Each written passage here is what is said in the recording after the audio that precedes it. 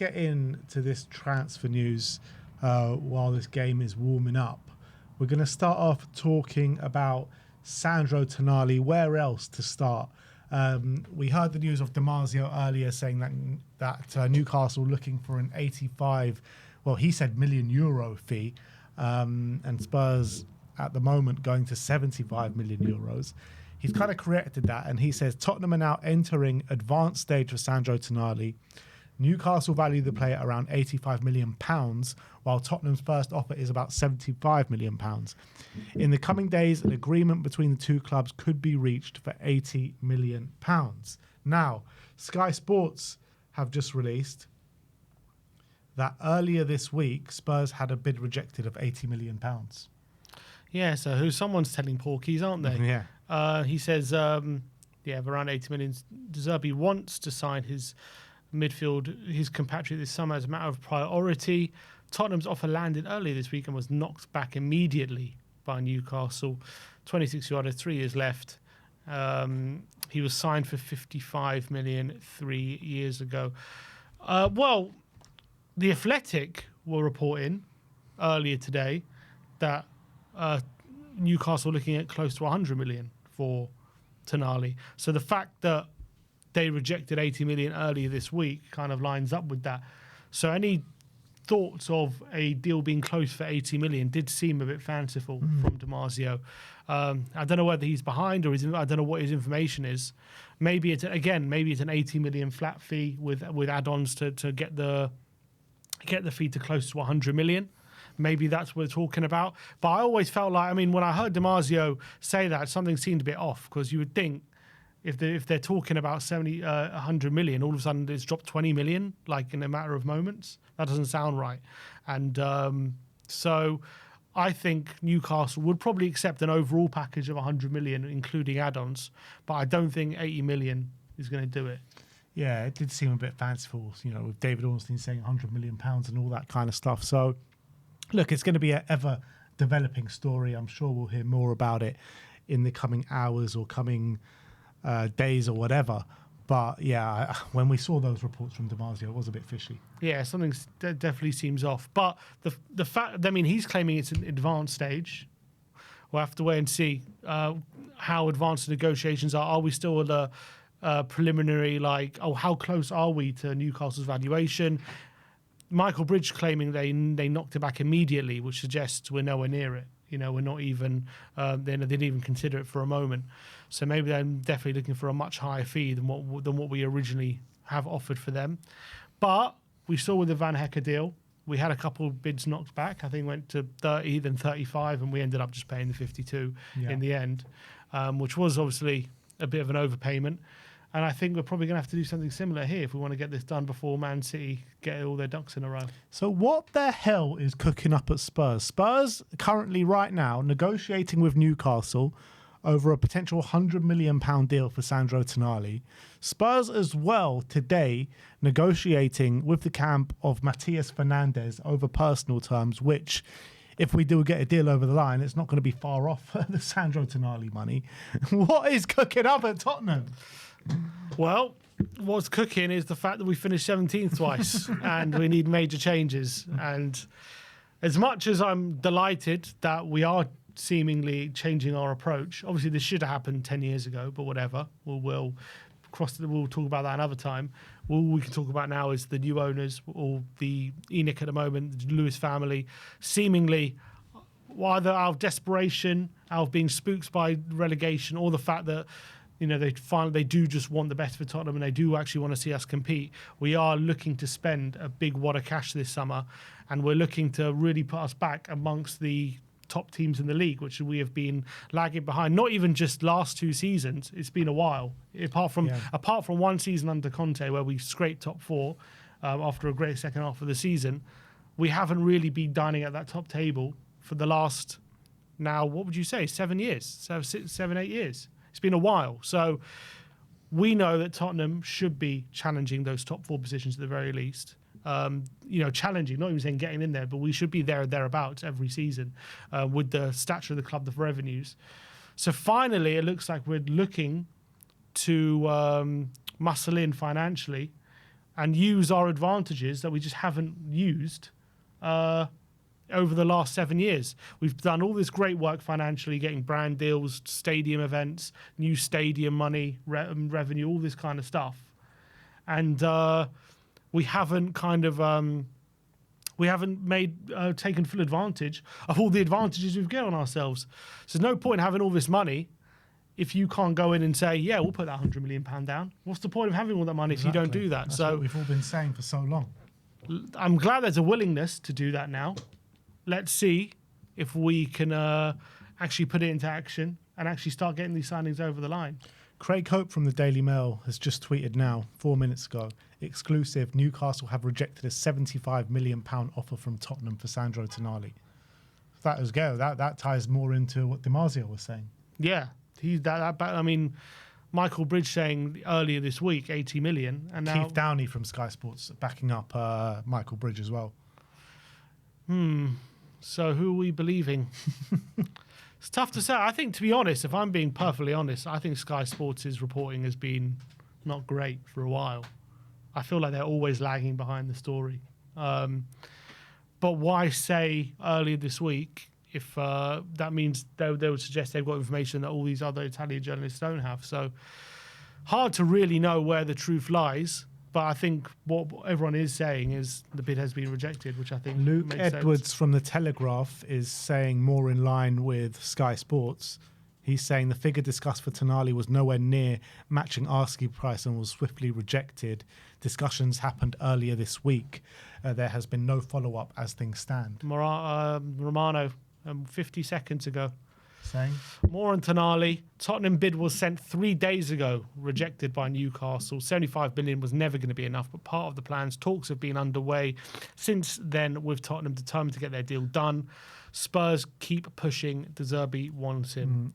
So bid rejected, 75 million. There it is. I think now the big hitters are coming in wading in on it. So 3 days ago, they're saying the bid was rejected, 75 million, which isn't a surprise. I don't think anyone expected a bid of 75 million. I don't even think Tottenham probably expected that bid to be accepted. But it's always supposed to be an opening gambit, an opening offer. And let's see how things progress. But 75 million is still a pretty significant bid. That's our record. It's our record, yeah. It's our record, isn't it? So Spurs have had a record bid rejected. Yeah. So very significant. It is just the opening bid. So the opening bid is a record bid. So that also gives me a bit of hope, because we're never going to go in with our top price for an opening bid. No, of course, that's how negotiations work. You always underbid. They ask for 100 million. We go in with 75 and we meet somewhere in the middle. Let's hope that's how this negotiation works. As I say, I get the feeling they want 85 million, probably plus a bit extra in add-ons, however much that may be. If we can get as close as an overall package to 100 million as possible, that's probably what they're looking for. Yeah, That's the sense I get. Kai Havertz, save. So that is where we're at this moment in time. Where we're at is that the bid has been rejected, £75 million, Tottenham to Newcastle for Sandro Tonali, and expect another one and news of another one pretty soon. What is interesting, there's been some more reports regarding some other players that we're interested in.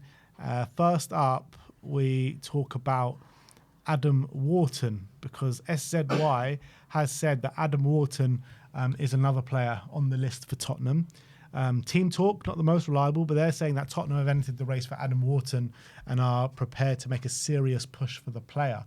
I'm guessing that is the case if the Fernandes stuff doesn't happen. Yeah, it sounds as though we obviously want Fernandes and we're pushing for him, but we know it's a bit of a long shot considering Fernandes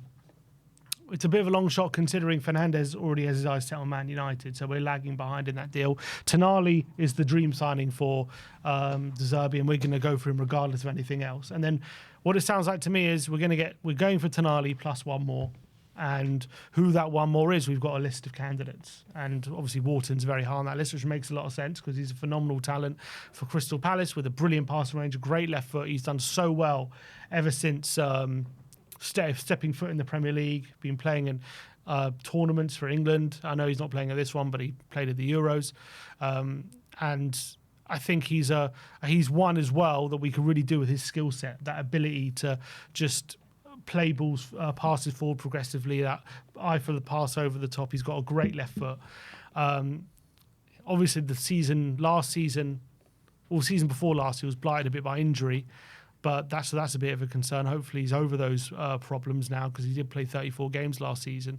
But I think Wharton is someone he should definitely be on our list, shouldn't he? He should be high on the priority list, because he would be a near perfect signing. Yeah, exactly. I would love Wharton through the door. So it's great news that we've got other players that we'll be targeting if this Fernandes deal doesn't happen. If he does end up going to Manchester United, Adam Wharton would be an unbelievable kind of, because we've seen it in the past, haven't we? I know it didn't happen last year. You know, we got knocked back for the 210s in Morgan Gibbs-White and Eze. We ended up going for Javi Simmons. But how many times in the past have we not got a man over the line and we just say, all right, fine, and we don't get anyone through the line? Yeah. So if we don't get Fernandes, we know we've got backup options to go to as well. And that's probably why we're going early as well. We're making a lot of these moves early, because if things fall down, then you have time to rectify them. The reality is, back in how we did transfers before, we would have deals lined up for late in the window, and if they fall through, we either don't get anyone, or we're scraping the barrel for anyone we can sign late in the window who's available. And usually we either end up with a loan or someone we're not really happy with. And so this is the advantage you get for going early as well. If you go early, you will find there are some clubs willing to deal with you a lot earlier, because it gives them time to replace their player that they're selling. Now, the way Levy looked at it all the time was, if you sign, I don't know if he said it or someone quoted him saying it. They quoted him saying Levy told them that if you ever sign anyone in June, you've done something wrong, because the price will have always. Never heard that before. Yeah, because he said it, because if you're signing someone that early, that means that you've paid too much, and you're doing something wrong, because they would never agree to let go of a player that early, unless it's an expensive deal kind of thing. That's what he believed, Levy. So hopefully we're moving away from that, because football's a very special kind of business. You can't run it like a proper business all the time. Football is very different to that. You know, if you miss out on a player and you have to settle for a lesser version, or someone who's not all right fit, then you can't always make that work, and you're going to suffer overall from it, and you're going to suffer financially from it in the long term. So sometimes it pays to just pay the money and get the right people in. So I'm really glad we're going early. Even if we don't get Fernandes, I'm glad we're going now, before even July. So if it doesn't happen, then you move on to Wharton or a Scott or whoever else. Absolutely, completely agree. And the other name on the list is Eduardo Camavinga of Real Madrid. You know, he's actually not here at the World Cup for France, which will be a massive. That would hurt him a lot not to get called up. He's also been relegated to the bench at Real Madrid at the back end of the season. Didn't start too many games. I think you were telling me as well that he could be surplus to requirements at Real Madrid. Only 23 years of age, Camavinga. Yeah. You know, he's been around for so long. He was starting games at 16, wasn't he? If I remember, was it Rennes? Yeah. I remember he was talk of the town, wasn't he? Could Spurs make a move for Camavinga? The thing is, I don't really know what his best position is. Well, I think we do, but I think Madrid have kind of used him at fullback at times, because maybe he wasn't ever good enough to play in midfield. Clearly, he's a very talented player. He hasn't been a failure at Madrid, because I've always been quite impressed with him, but I feel like he hasn't maybe lived up to the hype, and obviously they've gone in a different direction. Tchouaméni, Valverde, they prefer those kind of players to Camavinga. So he's not quite been. Also, he's got an injury. Yeah, he's got big injury problems as well. That's another thing. He's got big injury problems, then we've got to stay away. But he's clearly a very talented player. He's a really cultured, good left foot. He's also a player who gets a lot of fouls, a lot of bookings and stuff like that. Throws his weight around, but he is a very cultured footballer, and he's got a really good carrying ability, really good passing ability. I think he would have to kind of find his home and his true position. Is he an 8? Is he a 6? What is really kind of his best attributes? And maybe he hasn't quite found that at Madrid. But he is clearly a very talented player. Yeah, I mean, I'm looking at his injury record. 24-25 was a bad one for him.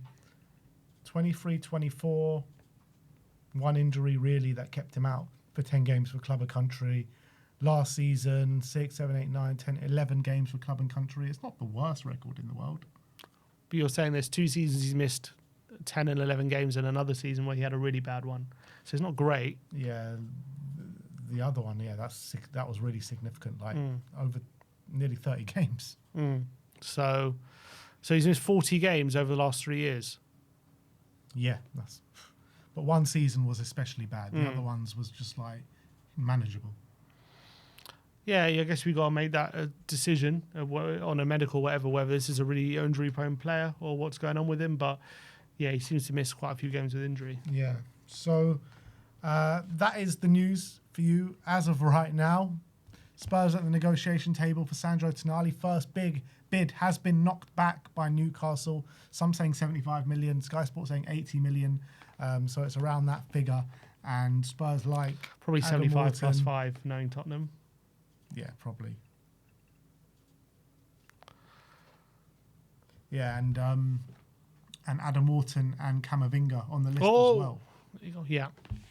So that is the Tottenham update. Let us know your thoughts in the comment section below. But yes,